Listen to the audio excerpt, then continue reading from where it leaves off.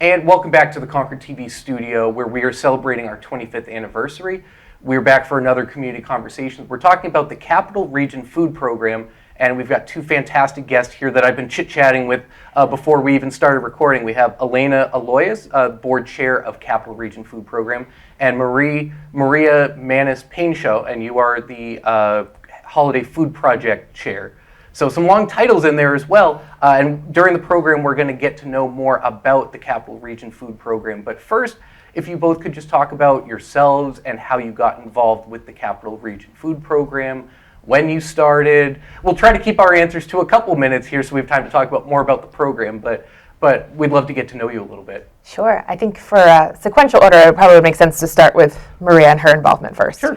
So I've been involved with the Capital Region Food Program for about 48 years.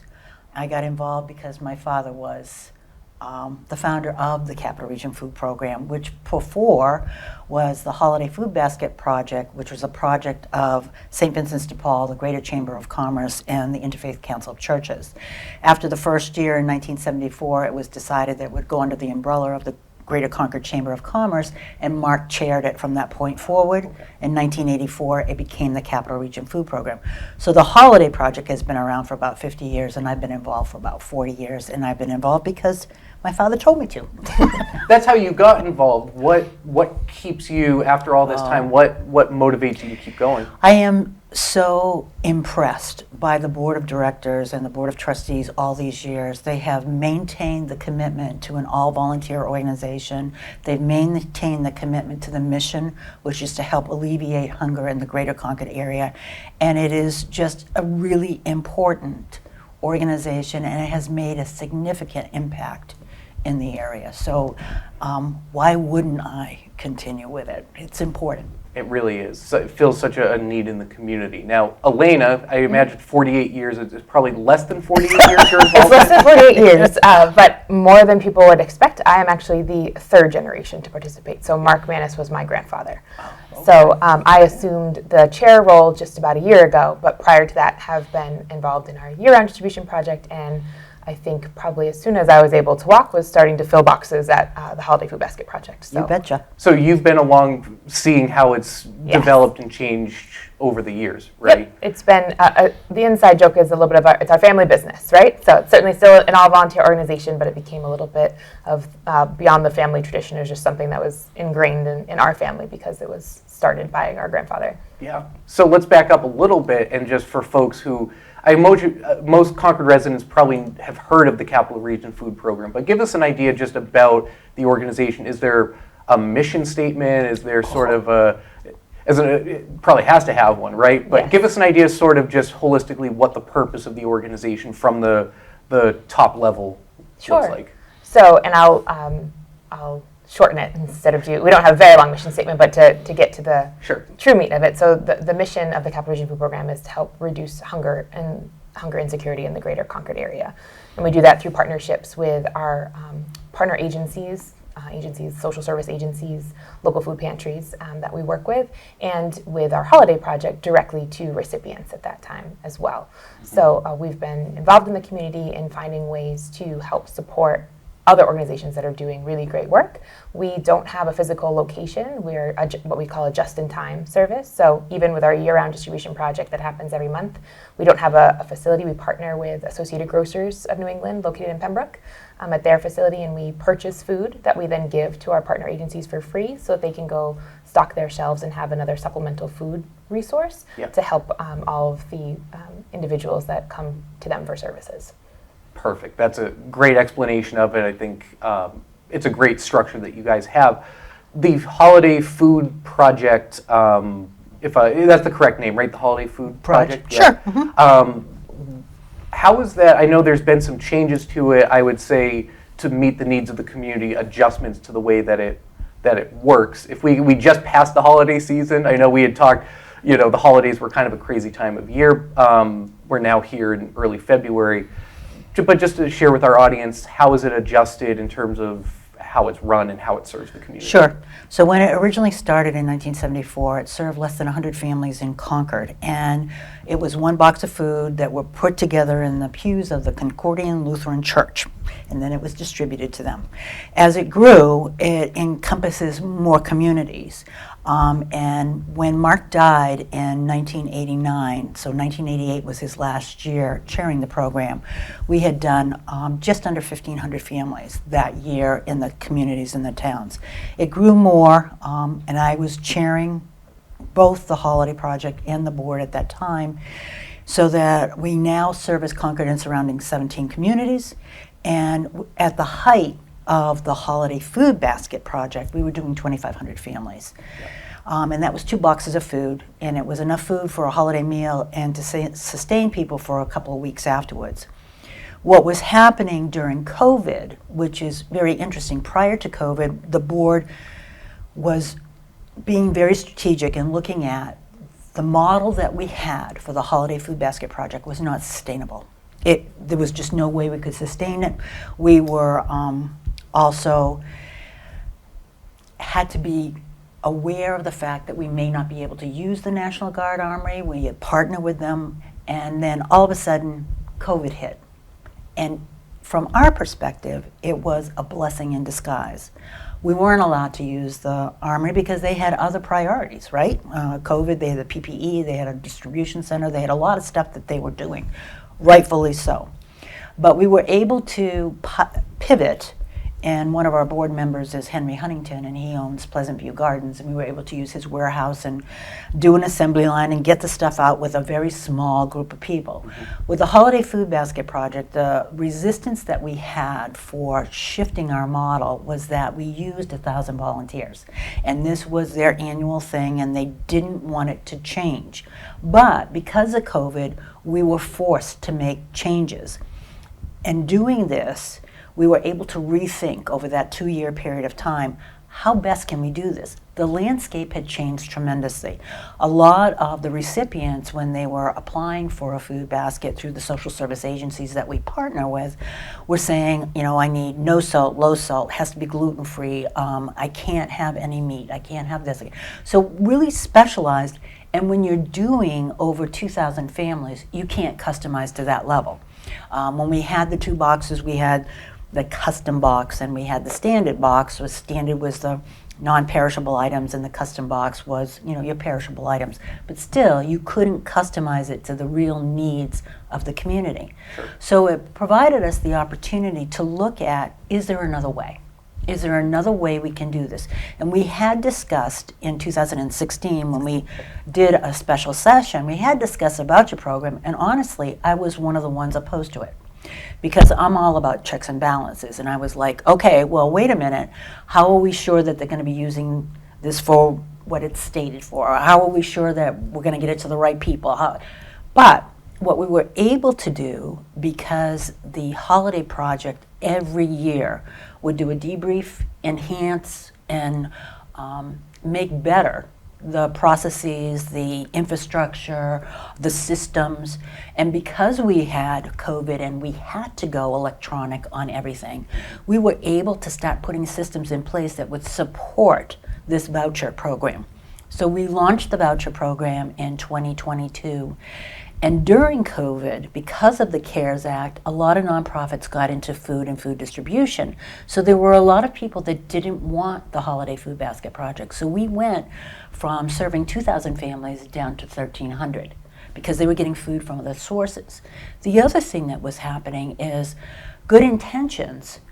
We had worked so hard over the years to make sure that we worked in collaboration with a lot of these other organizations to make sure there wasn't duplication and that we were all moving in the same direction. But because a lot of these other organizations got into the food business and were unaware, people were getting food from a number of different sources and food was going to waste. That doesn't sit well with us. So bottom line was, we said, okay, let's pilot this voucher program. Market Basket had been our supplier for the food. We worked with them, we purchased the food through them, and we pitched it to them and we said, look, you've got 5 locations in our catchment area. Would you be willing? And they said, sure, Maria, we'll be happy to try this with you. We'll be happy to do this. And what's so exciting about this is that Market Basket returned every single voucher that was redeemed and stapled an itemized receipt. So we knew what they were spending the money on. And interesting things came to light. So one of them was our elders. They were purchasing the already cooked chickens, or they were purchasing baby food or other soft items that we wouldn't have put in the food baskets for them.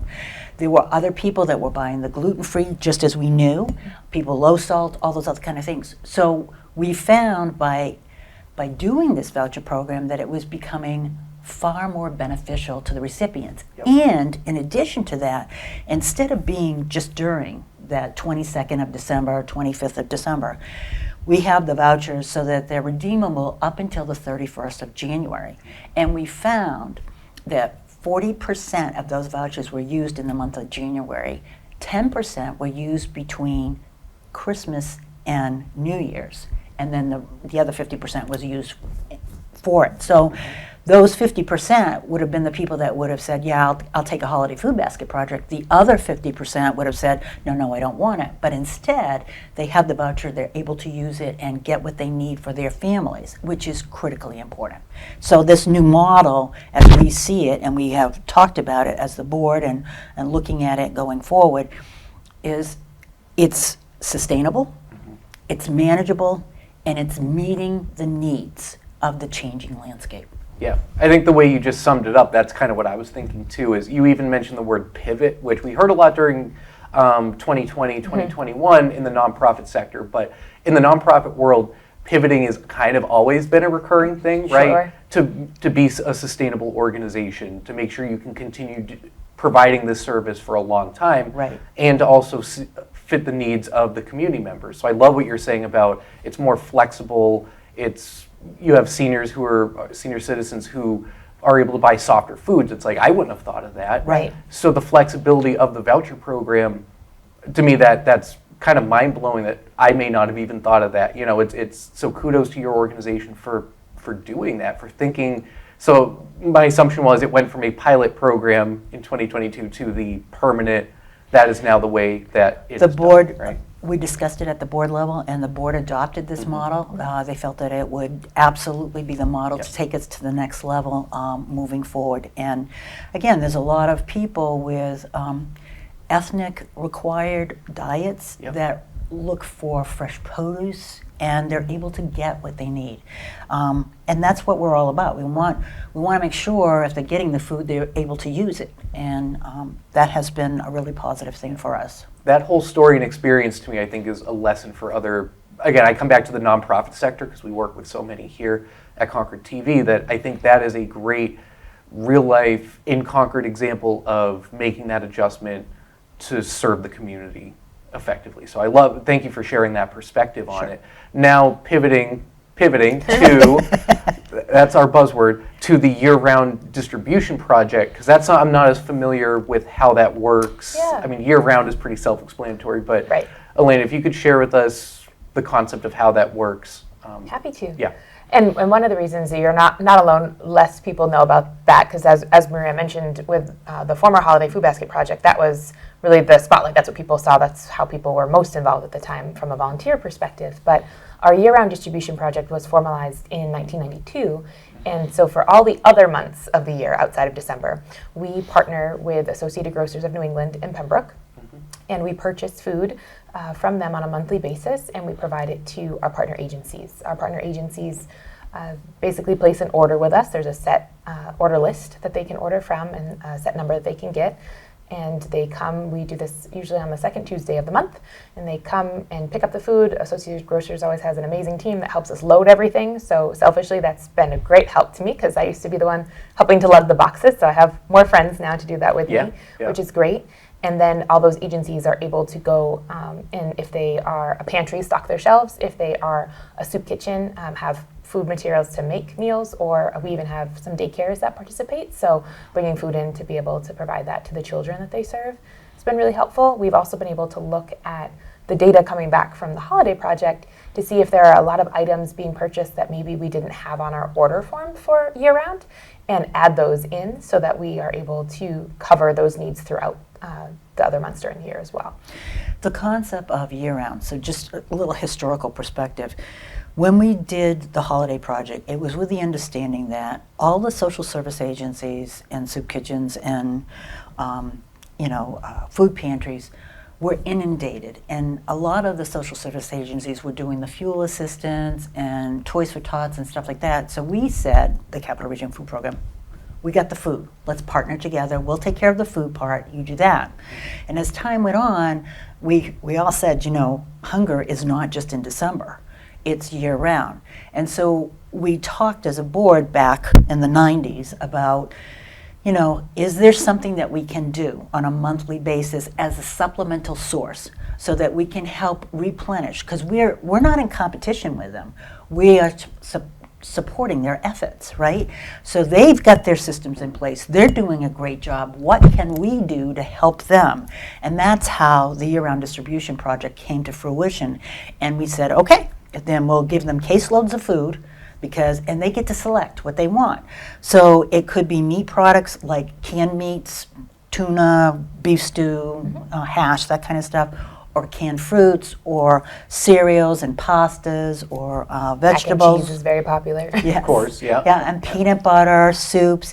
And then we had been told by some of our agencies over time, you really should have just plain pasta, just spaghetti, because we need that, and we need spaghetti sauce. Okay, so we added that to the list.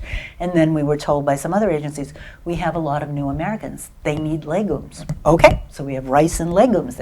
So we're constantly getting feedback, adjusting as we go. And I think from my perspective, and you had asked, why do I stay involved? This organization has never sat on its past laurels. It's always looking at how can we do things better? What's important? How do we adjust and adapt? And always willing to be thoughtful and deliberate about it, not just a quick change, but being mindful of what's the overall impact. And I am just, over the years, very proud to be associated with them because they really are enacting the pure sense of nonprofits and strategy. Yeah. Go ahead. I was going to say, we're also just understanding that the mission itself and the community itself is bigger than ourselves. So I feel very confident that as a board and as an organization, if we ever reached the point where we felt that the difference we were making wasn't needed in that way, or there was something else that we should do, or we needed to step back, that we'd be willing to do that.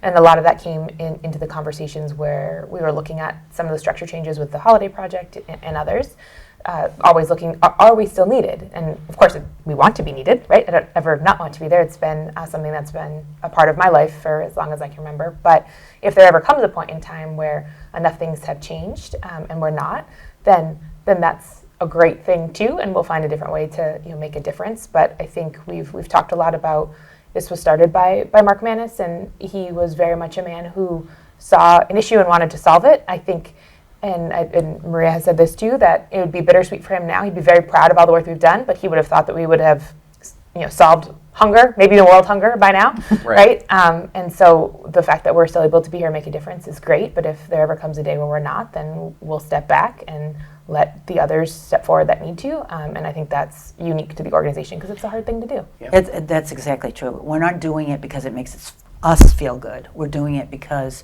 we're addressing a need. Right. That's different, right?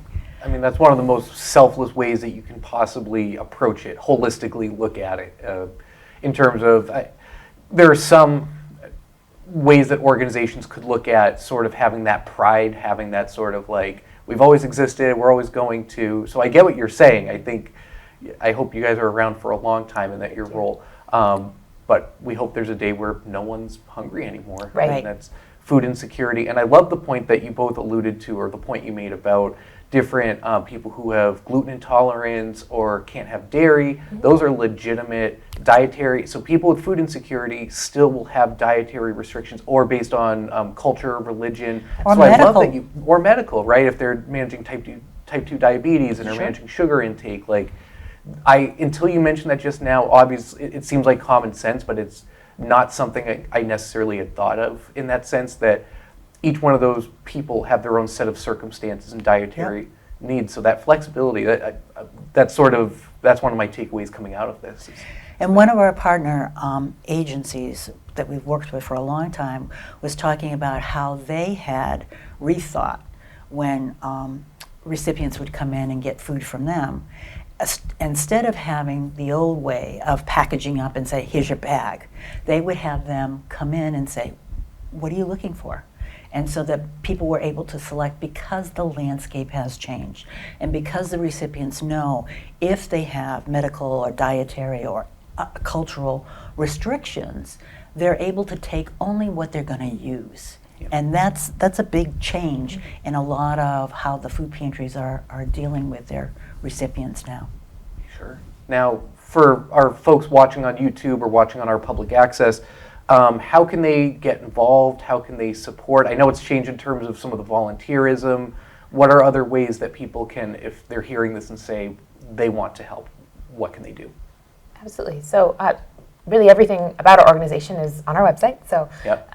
And I think we'll have that flashed on the screen. Yep. CapitalRegionFoodProgram.org in case anyone likes to hear it. And it's capital A-L, not O-L. That's right. Yeah, I know. We get that in Concord all the time. Yeah, it's capital A-L. Yeah. Capital A-L. Yeah. Yes. Yeah. So our website, obviously, it explains more about our different programs. It has email addresses there if you're interested in volunteering. Our volunteer opportunities are not as many as they were previously, but there are still some, and certainly we have committees that do amazing, great work. So if you are someone that loves finance and supporting nonprofits in a financial way, or you love development, we'd love to have you, come talk to us and maybe join one of our committees to help support the organization in that way.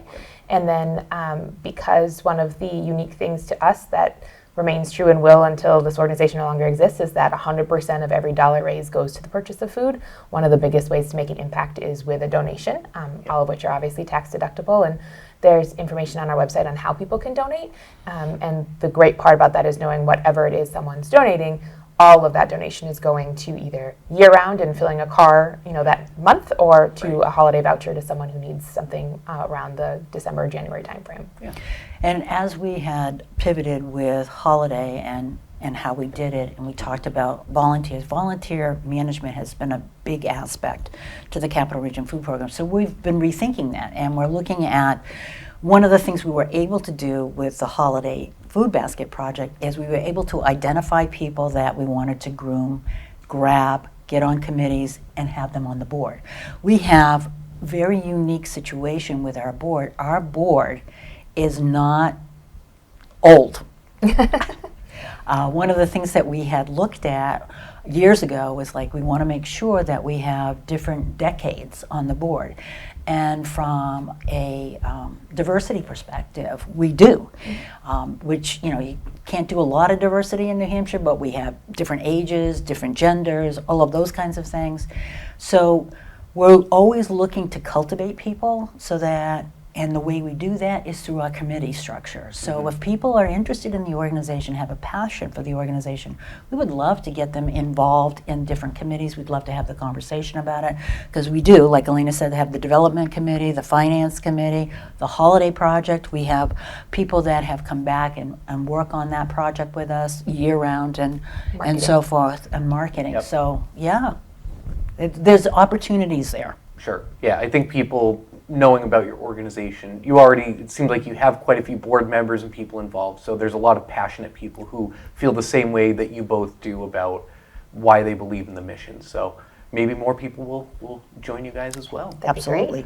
Is there anything else that we didn't talk about, or a way you wanted to wrap up as we get into our last couple minutes here?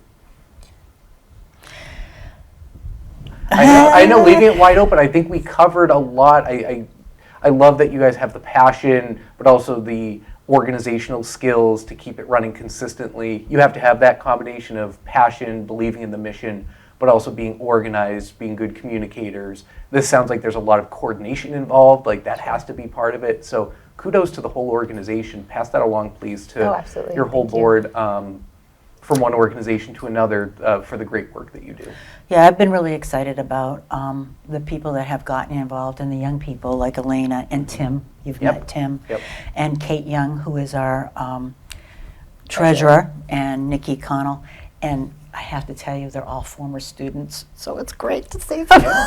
So you had, when Maria had kind of given the history in the back, and she talked about reaching out to Market Basket when we were ready to change this, and had the conversation. Said, "Oh yeah, oh okay, Maria will do that." When Maria asks, most people say yes because she's been around for so long and been so involved, and so that's been really great. So we've been able to kind of keep those connections and then meet people through other people and those sorts of things. And I think, as far as a closing, what I would say is just we've been so fortunate as the organization to have such community support. We're obviously here working in the community to support the community, but the Concord community and the surrounding communities have always been so supportive of us as well, and we're just eternally grateful for that. So it's as much a thank you to all of you and all of them that are listening for us to even be here today. So right back at you. Right. It takes all of us, that's for sure. I've learned that much from being around Concord. And Absolutely. We all have to work together, and there's a lot of people, actually probably less than there should be, a small group of people who get a lot done, but I love being part of this Concord community, that's for sure. Well, that is it for Community Conversations. Thank you both for joining us. Maria, Elena, this has been great, it's inspiring, and I hope our audience finds it to be inspiring as well, and that they will get involved with the Capital Food Project. Capital Region Food Program, sorry. And this has been a great episode. Hopefully everyone who's tuning in, whichever camera I'll be looking at here. And also thank you, Matt. I was going to shout out Matt during this episode. This has been Community Conversations. Whether you're listening, we have this as a podcast, we have this on YouTube, or you're watching on public access. Thanks for watching. Let us know if you have ideas for other nonprofits that you'd like for us to feature on this program. And let us know what you think, and we'll see you next time. Thanks.